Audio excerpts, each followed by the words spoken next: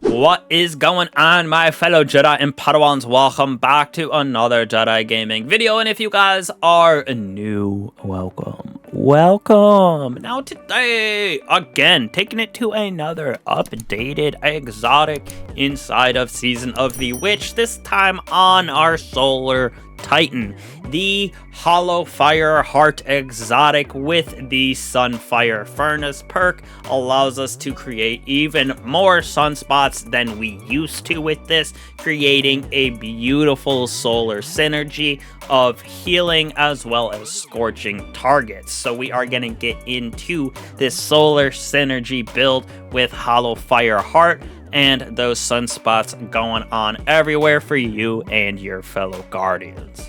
So the Hallowfire Heart right here, Sunfire Furnace, solar takedowns while standing in sunspots, creates a sunspots, greatly improves the recharge rate of your abilities while your super is charged, provides a small benefit to airborne effectiveness as well. So we are using this for sure for that improved ability rate when our super is charged. So we are holding on to our hammers a little bit longer when we have them, as well as creating sunspots everywhere for us and our fellow guardians. Now, for the mods that we have on this build, on our helmet, hands-on for that bonk hammer, of course, for radiant, as well as that little bit of extra super energy, so we can get Hallowfire to proc and get that spam of our grenade and our shield with heavy ammo finder and solar siphon on this, so we can create orbs everywhere as well. And then we are using heavy, you will see why. Focusing strike, impact induction, heavy-handed, more orbs of power via those hammer bonks, and then impact creating us grenade, as well as class ability energy when we get damage with the bonk hammer. So again, a nice feedback of spamming our abilities with those sunspots, Hallowfire Heart proccing, as well as impact induction and focusing strike.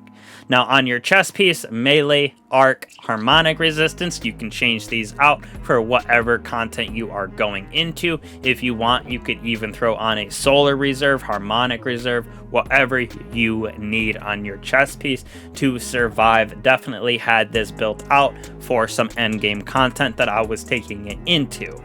Now on our boots down here, we are going with Innervation to get our grenade back, as well as double solar surge for our heavy as well as our energy weapon. And then on our class item, time dilation to make solar weapon surge last a little bit longer, as well as double bomber, just another way to get our grenade back a little bit faster with this build.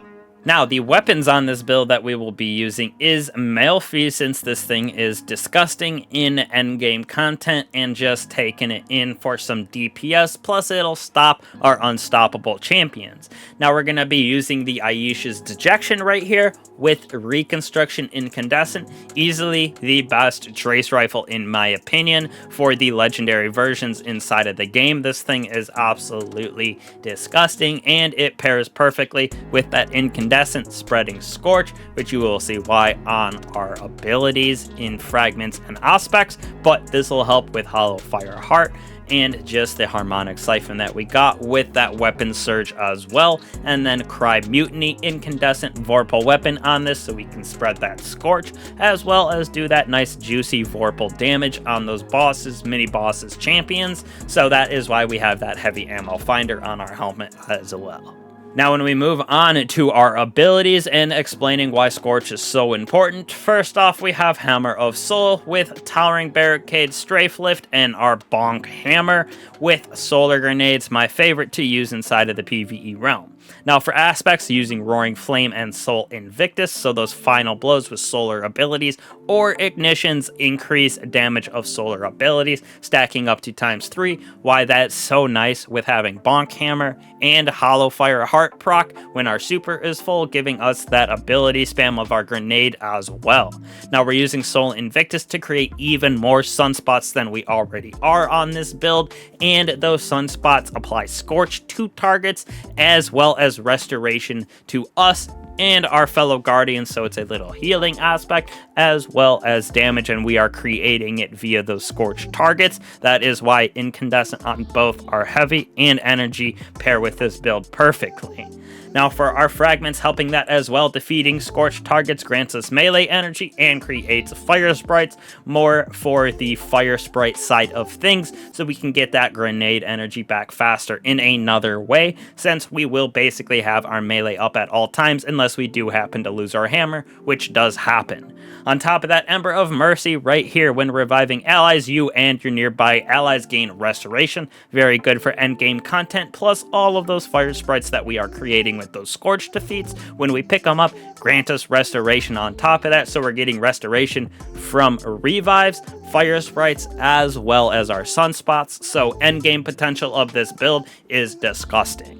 Next, we have Empyrean Solar Weapon ability or Weapon Final Blows extend the duration of Radiant and Restoration, which we will have both of those very, very easily because we have torches as well, so those powered melee attacks grant us and nearby allies Radiant, so we're going to have Restoration and Radiant proc lasting longer with Empyrean because of our weapons that we're using. Like I said, Trace Rifle, easily one of the best in the game, S tier weapon, and helps proc all of these very easily. Now last but certainly not least, on our artifact right here, we are going to be using those solar elemental orbs with refreshing pickups, communal pickups, to give us back that cooldown a little bit, as well as even more ability spam. With Elemental Fury, champions take that damage bonus from abilities or elemental orbs. With the Bonk Hammer, those stun champions are defeated very, very easily. Like I said, Restoration Radiant on this build is flowing, so endgame is super easy with this build. Monochromatic Meister and Elemental Munitions, of course, just like on most of my builds this season, giving us that heavy and special ammo a little bit better, as well as that damage boost from our abilities and our weapons when we have that matching subclass damage, so our heavy as well as our energy weapon pairing with hammer, and that grenade is absolutely disgusting, wiping out everything with those sunspots and scorch, creating fire sprites for us, just insane amounts of them, giving us that restoration back as well as those sunspots. So you can see how this build is good for endgame content, normal easy content where you can just go through. Basically, you'll never die in this build. It is a very similar thing to like a Loreley Splendor, but that Hallowfire Heart is proccing sunspots everywhere, and then we're keeping it up with Restoration Radiant because of that Empyrean and our disgusting Trace Rifle, so definitely give this a try out. Titans got a nice juicy buff in my opinion this season with that nice change for extra sunspots for us, so hopefully y'all have been liking the builds. I know we are in that little lull of the season, not much gonna start happening here until the end of the season, but I appreciate all you for continuing to stop by even though we have that lull of content. It means a lot to me, all you joining the Discord, joining all my other socials, One-Eyed Jedi, basically on everything, so make sure to go hit all of those up. I truly appreciate all you guys. I will catch you in the next one. Peace.